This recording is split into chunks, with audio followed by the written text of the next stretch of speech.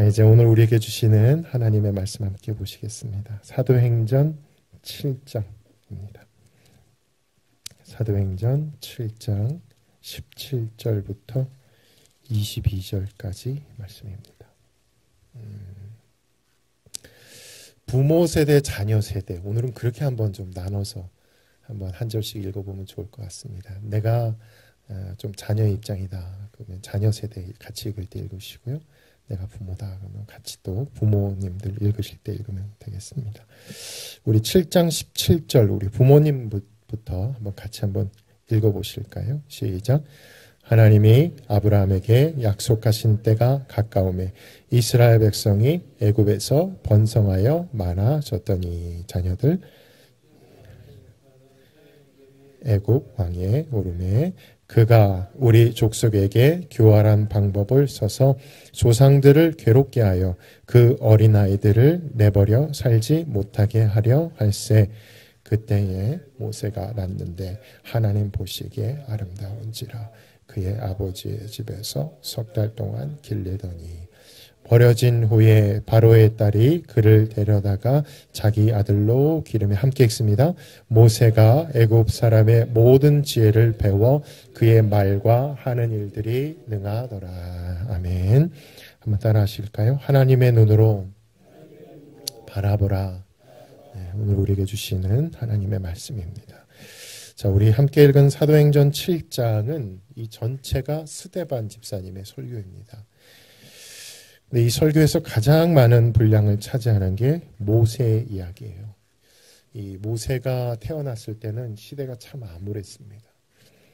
먼저는 요셉을 알지 못하는 새로운 임금이 왕이 되었다. 우리 본문 18절 말씀인데 같이 한번 읽겠습니다. 18절 시작. 요셉을 알지 못하는 새 임금이 애굽 왕위에 오르매. 자, 요셉을 알지 못한다. 정말 몰랐을까요? 이 요셉이라고 하는 존재가 애굽에서 그저 그런 존재가 아닙니다. 애굽과 온 땅의 큰 기근이 들었을 때 이 요셉이 애굽을 구했거든요. 모르긴 몰라도 이 애굽 안에 무슨 초등학교가 있고 역사 교과서가 있다면 분명히 이 사건은 기록이 되었을 것입니다. 그러므로 요셉을 모르는 왕이 애굽의 바로가 되었다. 정말로 모른다기보다는 요셉을 그냥 모른 척하고 싶고 그의 공을 깎아내리고 싶고 요셉을 통해 우리나라가 좋아졌다. 이걸 막 무시하고 싶은 거죠.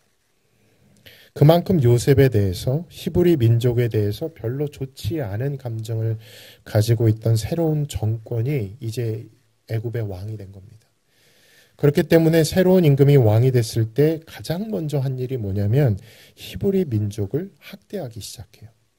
노골적으로 핍박을 합니다. 자, 본문 19절 말씀을 같이 읽겠습니다. 시작. 그가 우리 족속에게 교활한 방법을 써서 조상들을 괴롭게 하여 그 어린 아이들을 내버려 살지 못하게 하려 할세. 자, 두 가지를 따로 봐야 됩니다. 이 요셉을 알지 못하는 새로운 임금이 왕이 돼서 제일 먼저 뭘 했느냐. 바로 이스라엘 백성들을 다 노예로 삼았다는 거예요. 노예로 삼아서 그들에게 아주 혹독한 일을 시키는 겁니다. 교활한 방법으로 우리 조상들을 괴롭게 했다. 자, 어떻게 괴롭게 했는가를 보려면 출애굽기 1장을 보셔야 돼요.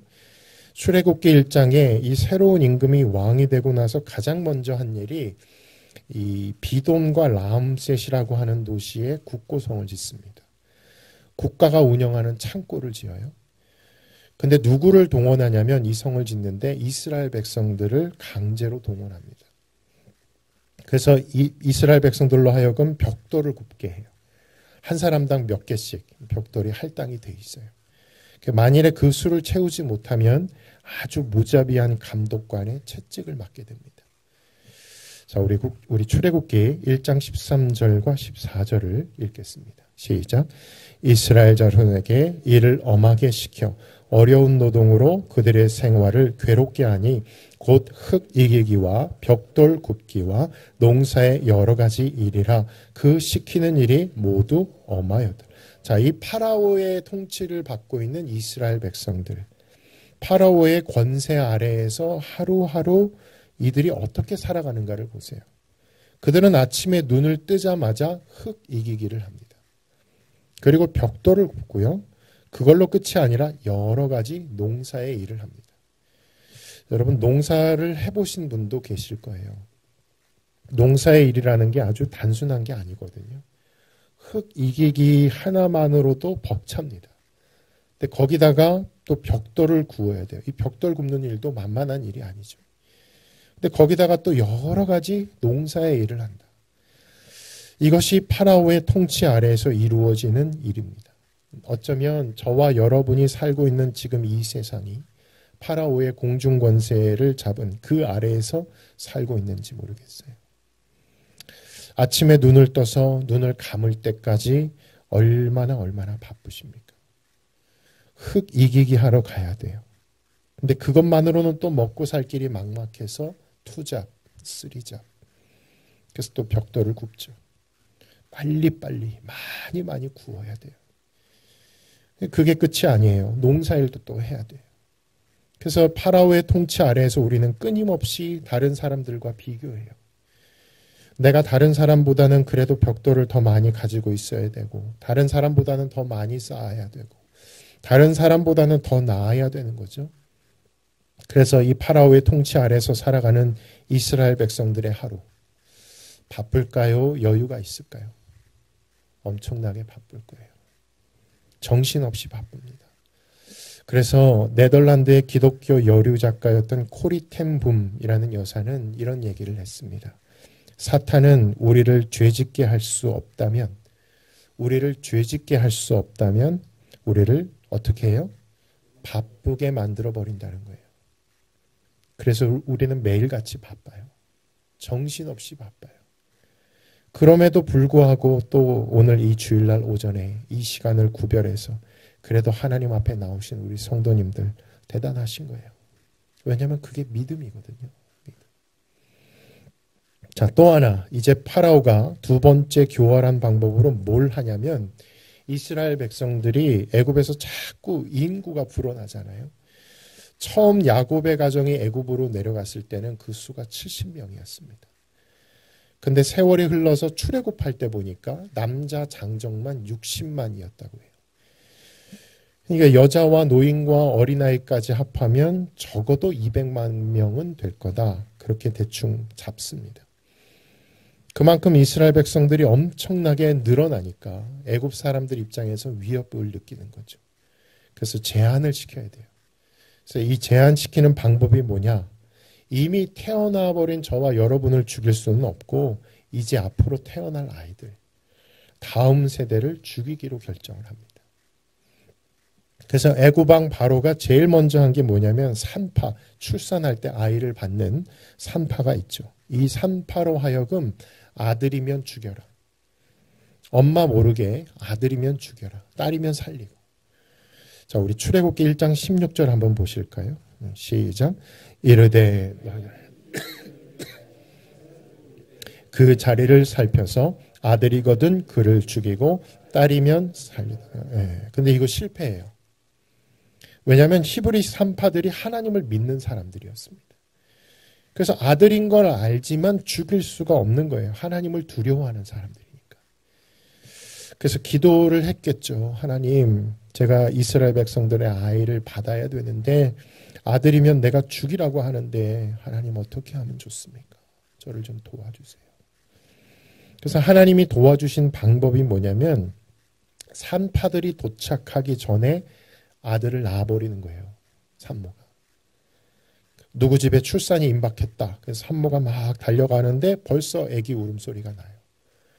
산모가 벌써 아이를 낳아서 품에 안고 있는 거죠. 산모 몰래 아기를 죽여야 되는데 그렇게 할 수가 없는 거예요. 그래서 이 첫 번째 정책은 실패합니다. 두 번째, 또 우리 자녀를 죽이려고 해요. 파라오가 우리 자녀들을 죽일 때 어떻게 죽이냐면 나일강에다 던져버리라 그래요. 자, 출애굽기 1장 22절입니다. 시작. 그러므로 바로가 그의 모든 백성에게 명령하여 이르되 아들이 태어나거든 너희는 그를 나일강에 던지고 딸이거든 살려두라 하였다.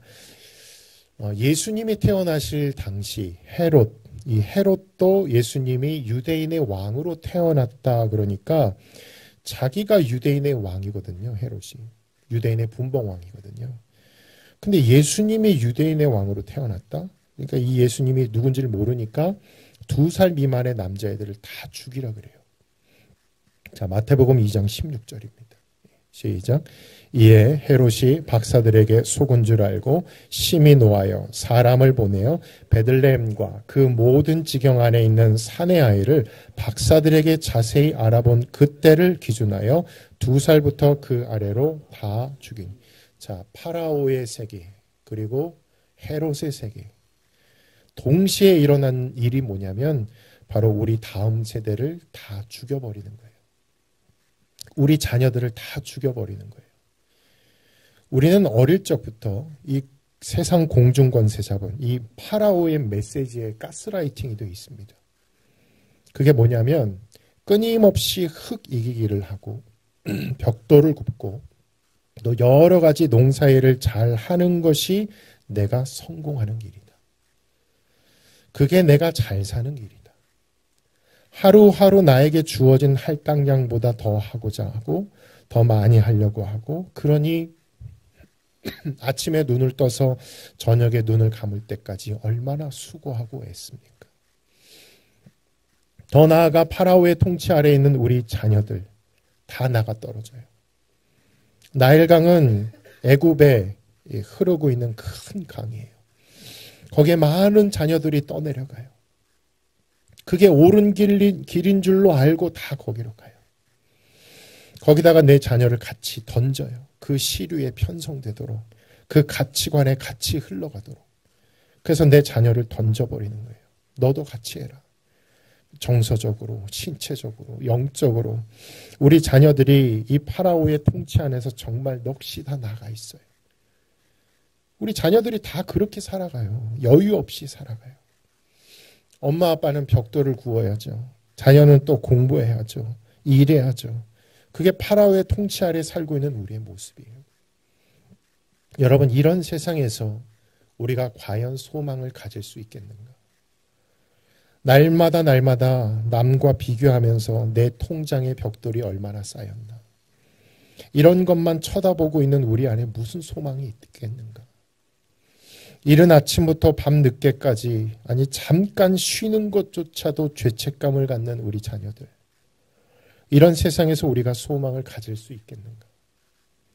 사랑하는 성도 여러분, 시대가 암울할수록 하루하루의 삶이 녹록지 않을수록 하나님을 믿는 성도라면 우리 하나님 아버지께 소망을 두시기를 바랍니다. 오늘 스데반은 모세에 대한 설교를 하면서 저와 여러분에게 2가지의 소망, 2가지 비전을 가지라고 격려합니다.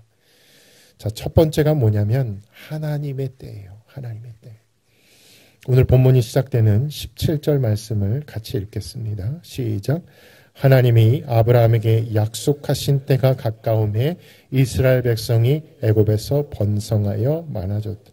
여러분, 오늘 본문이 17절부터 시작합니까? 18절부터 시작합니까? 예? 몇 절이요? 예, 17절이에요. 18절이 요셉을 알지 못하는 새 임금이 이제 왕이 된 거예요. 여기서부터 모세에 대한 이야기를 시작하지 않습니다. 스데반은. 요셉을 알지 못하는 새로운 임금이 왕이 됐다. 아이고, 큰일 났네. 그 임금이 교활한 방법으로 우리 조상들을 학대했다. 야, 망했겠구나. 그 임금이 우리 자녀들을 강에 내던지고 죽이라고 했다. 야, 이거 어떡하나.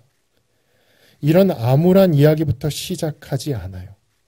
스데반은 모세에 대한 이야기를 시작할 때 그 첫 서문이 뭐냐? 하나님이 약속하신 때가 가까이 왔다. 그러므로 저와 여러분도 이걸 보셔야 합니다. 18절부터 보시면 우리는 절망해요. 18절에서 우리 역사가 시작되면 너무너무나 암울해요. 저와 여러분의 눈은 어디로 가야 하냐? 하나님이 약속하신 때가 가까움에. 성도 여러분, 요셉을 알지 못하는 새로운 임금이 애굽의 왕이 됐다. 왜 그랬을까요? 기왕이면 요셉을 알고 요셉을 잘 알고 그래서 친이스라엘 정서를 가지고 있는 지도자가 애굽의 왕이 됐다면 얼마나 좋을까요? 근데 왜 하필이면 요셉을 알지 못하는, 아니 요셉을 무시하는 그런 사람이 애굽의 지도자가 됐을까? 우리 팔자가 싸납네. 우리가 운이 나쁘네. 재수가 더럽게 없네.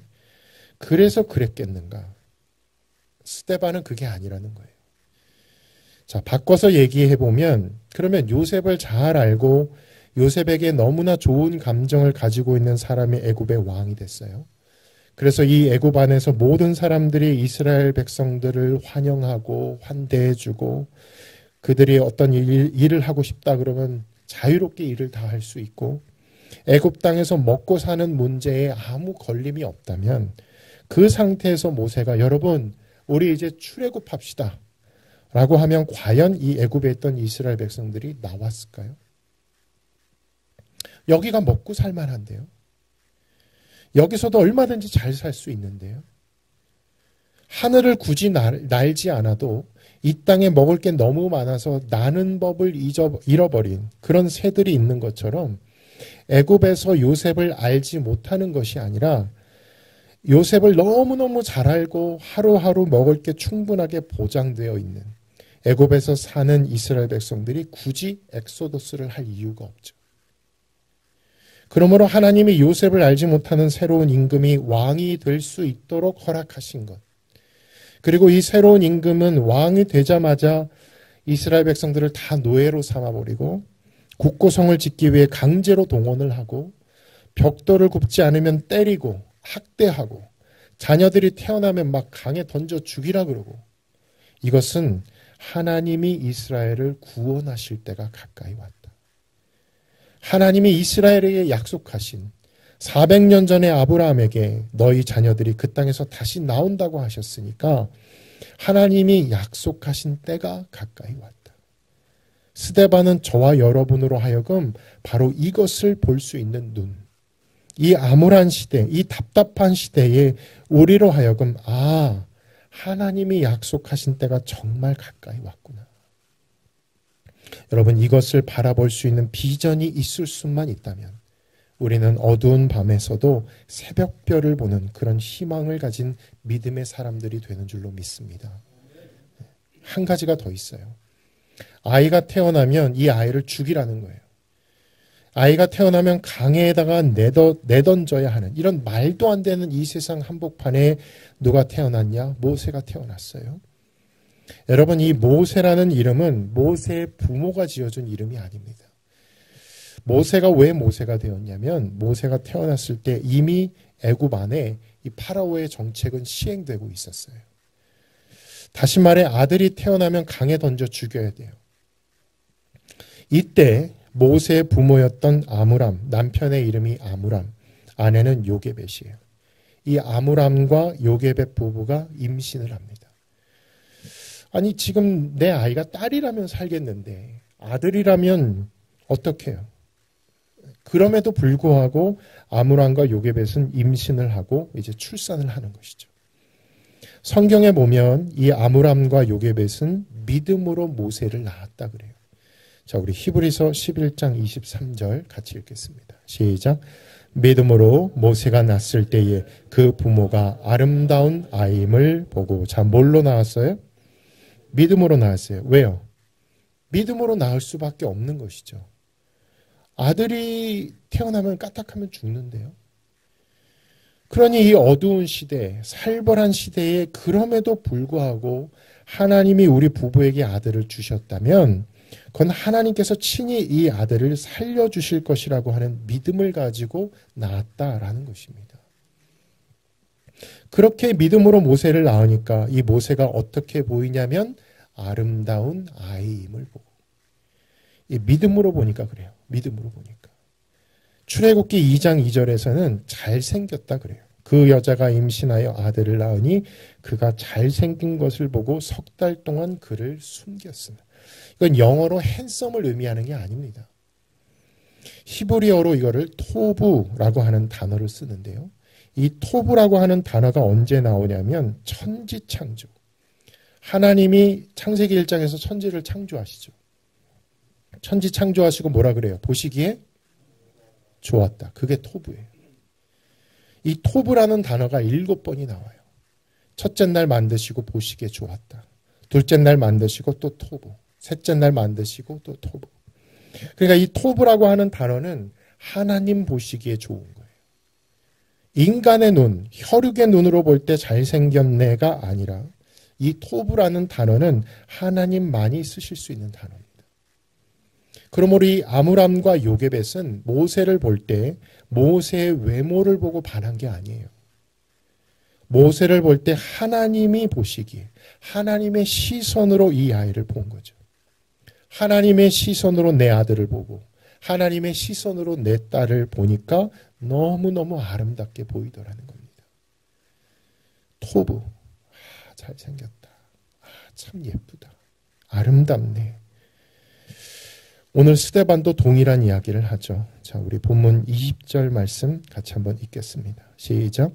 그때에 모세가 났는데 하나님 보시기에 아름다운지라 그의 아버지의 집에서 3달 동안 길리더니. 자, 누가 보시기에요? 하나님 보시기에요. 파라오의 세상에서 우리 자녀들 다 죽어나가고 있습니다. 지금 혼이 다 빠져나가고 있어요. 영혼이 없어요. 지금 이 파라오의 세상에서, 헤롯의 세상에서 우리 자녀들 다 죽어나가고 있는 거죠. 바로 그때 이 아이들을 바라보는, 자녀를 바라보는 요게벳의 시선, 바로 하나님이 보시기에 내 눈에 좋은 거 말고, 내 눈에 예쁘고 내 눈에 잘생겼고 내가 볼 때 괜찮은 자녀로 세팅하는 거 말고 하나님이 보실 때 내 자녀를 어떻게 볼 것이냐, 하나님 보실 때 어떻게 볼 거냐, 하나님의 눈으로 보기 시작하는 거예요. 그랬더니 어때요? 아름다워요. 하나님의 눈으로 보니까 토부, 너무너무 아름답게 보이는 거예요. 내 눈으로 보면 실망스러울 때가 있어요. 예쁠 때도 있지만 미울 때도 있어요. 내 눈으로 보면 희망이 될 때도 있지만 절망스러울 때도 있어요. 근데 하나님의 눈으로 보는 거죠. 하나님이 보시기에 어떻게 보이느냐 하는 거예요. 여러분, 이것이 오늘날 저와 여러분의 자녀를 바라보시는 우리 하나님 아버지의 마음입니다. 나일강에 던져져서 뭐 언제든지 죽어도 좋고 망해도 좋은 그런 자녀, 하나님 앞에서는 그런 자녀가 없어요. 하나님의 눈에 아름답지 않은 아이가 없고 존귀하지 않은 아이가 없어요. 창세전에 저와 여러분을 계획하시고 오늘도 내일도 인도하고 계시는 하나님께서 변함없이 우리 자녀들을 향해서 크고 놀라운 계획을 가지고 계신다. 여러분, 이 하나님의 시선으로 볼 수 있는 눈이 있게 되시기를 축복합니다. 하나님, 어떻게 하면 우리 자녀들이 이 살벌한 세상, 이 헤롯으로부터, 파라오로부터 구해낼 수 있을까요? 인력으로는 안 됩니다. 정말로 내 자녀가 이 험악한 세상에서 구원받기를 원하신다면 하나님께 내 자녀를 맡겨야 합니다. 하나님께 내 자녀를 내어 맡겨야 돼요.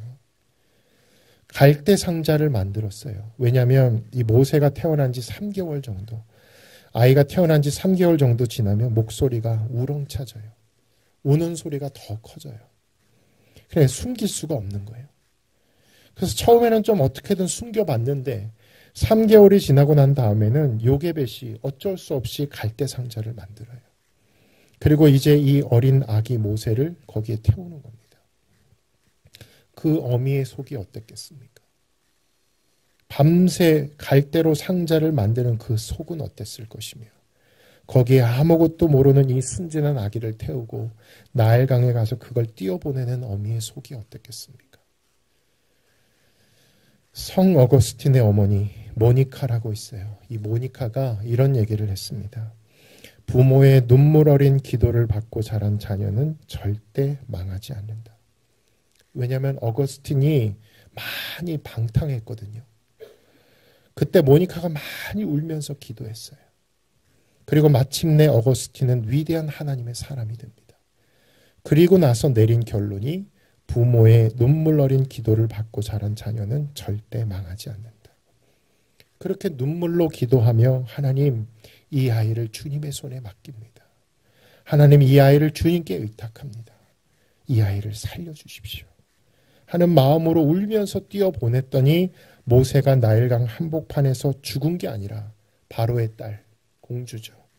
바로의 딸의 눈에 이 갈대 상자가 눈에 딱 띄는 겁니다. 열어보니까 히브리 민족의 아이라는 걸 이제 아는 거예요. 왜냐하면 애굽 사람과 이스라엘 백성들은 피부색이 달라요. 그래서 딱 보자마자 아는 거죠. 아, 이 아이는 우리 민족이 아니네. 근데 참 이상해요. 그때 모세가 막 울고 있었다 그랬어요. 그러자 이 바로의 공주의 마음에 불쌍히 여기는 마음이 일어난 거예요. 그리고 이 아이를 구해줍니다. 물에서 구해줘요. 그래서 모세라는 말은 물에서 건짐받았다. 구원받았다. 바로의 공주가 이름을 지어준 게 모세예요. 그리고 이 아이를 아들로 삼아요. 훗날 애굽의 왕이 될 수 있는 최고의 학문들, 애굽의 수학과 자연과학과 지리학, 천문학, 수사학 모든 과목을 다 공부시킵니다. 그래서 이 지도자가 될 만한 자격을 갖출 수 있도록 훈련을 시키는 거예요. 자, 오늘 본문 21절, 22절 한번 읽어보시죠. 시작. 버려진 후에 바로의 딸이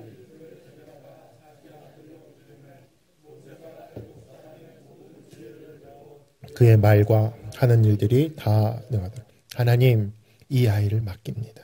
하나님이 이 아이를 지켜주십시오 하고 하나님께 내어 맡겼을 때 하나님은 이 자녀를 죽게 만드신 게 아니라 하나님은 이 자녀를 구원해 주셨습니다. 그리고 이 자녀로 하여금 하나님 나라와 영광을 위해 귀한 지도자로 쓰임받을 수 있도록 하나님이 자녀의 걸음걸음을 인도해 주셨어요.